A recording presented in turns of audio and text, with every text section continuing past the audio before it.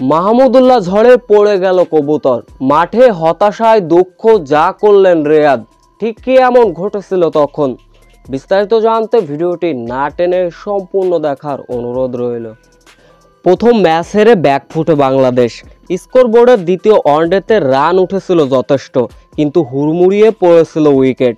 সেই পরিস্থিতি অবশ্য সামাল দিচ্ছিলেন তানজিম হাসান সাকিব এবং মাহমুদুল্লাহ রিয়াদ। অর্থাৎ 115 রানে 7 টপ অর্ডার ফিরে গিয়েছিলেন। সেইখান থেকে অবশ্য দুর্দান্ত ব্যাটিং করছিলেন মাহমুদুল্লাহ রিয়াদ, অভিজ্ঞতার বিচার দিচ্ছিলেন তিনি। কিন্তু বাংলাদেশ ইনিংসের ঘটনা, বল করছিলেন ওয়েস্ট ইন্ডিজের স্পিনার মোর্টি। সেই বলটি অবশ্য সুইপ শটে বিশাল ছক্কা হাঁকান মাহমুদুল্লাহ রিয়াদ। বল গেল সোজাসুজি গ্যালারির উপর কিছু কবুতর অবশ্য খাচ্ছিলেন, কিন্তু দুর্ভাগ্যবশত সেই বলটি গিয়ে কোনো একটা কবুতরের গায়ে লাগতে দেখা যায়। তৎক্ষণিক দাপাঝাপা করতে থাকে ওই কবুতর, কিন্তু মাঠে থাকা মাহমুদুল্লাহ রিয়াদের মন যেন বিষণ্ণ বদনে ভরে গেল। দুঃখ প্রকাশ করতে দেখা যায় যে এমন ছক্কায় এমন আহত হবে কবুতর।